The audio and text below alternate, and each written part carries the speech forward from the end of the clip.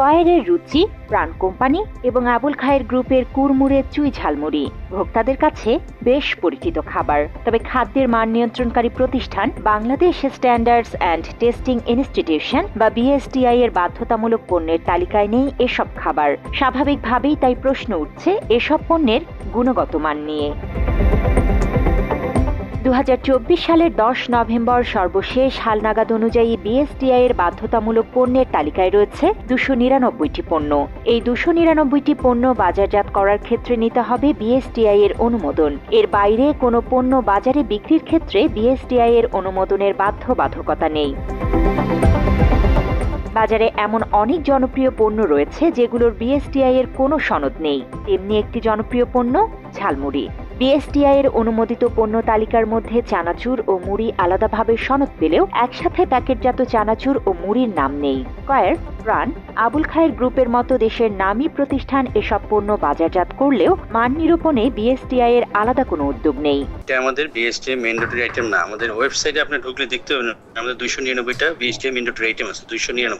এর মধ্যে ঝালমুড়ি, আপনি যেটা বলতেছেন ঝালমুড়ি, কুরকুরে ঝালমুড়ি, চুই ঝালমুড়ি, এগুলো আমাদের বিএসটিআই ম্যান্ডেটরি আইটেম না। জি, এই জন্য আমাদের বিএসটিআই অনুমোদন এটা লাগবে না। এটা তাহলে ওই মানে ওনারা কিভাবে বিক্রি করবে, নিয়মটা কি? এটা আমাদের বিএসটিআই লাগবে না। কিভাবে বিক্রি করবে এটা আপনি অনুমোদন আমাদের লাগতেছে না, এটা আমি ইনশিওর করলাম এই আর কি। মাত্র 30% টাকায় জমির মালিক হয়ে নতুন বাংলাদেশের গড়ে তোলার স্বপ্ন দেখা বাংলা বসতি। এসব জনপ্রিয় ঝালমুড়ি বিক্রির ক্ষেত্রে বাজার মনিটরিং এর মাধ্যমে কোনো পদক্ষেপ নেওয়ার সুযোগ আছে কিনা এমন প্রশ্নে ভোক্তা অধিকার সংরক্ষণ অধিদপ্তরের সহকারী পরিচালক মোহাম্মদ আব্দুল জব্বার মন্ডল জানান, এটি বিএসটিআই দেখভাল করবে। বিএসটিআই এর কাছে আগে যান, যে বলেন যে এটা আপনাকে তো বলেই দিয়েছেন, যে কি বললেন আপনি যেন যে এটা লাগে না। হ্যাঁ, 299টা আইটেমের বাইরে এটা লাগে না, তাহলে লাগবে না। তাহলে কি লাগবে না? যদি বিএসটিআই বলে যে এটার লাইসেন্স প্রয়োজন নেই, তাহলে নেই। এসব ঝালমুড়ি সহ বাজারে বিক্রি হওয়া নামী সব পণ্যের গুণগত মান রক্ষার দাবি সাধারণ মানুষের।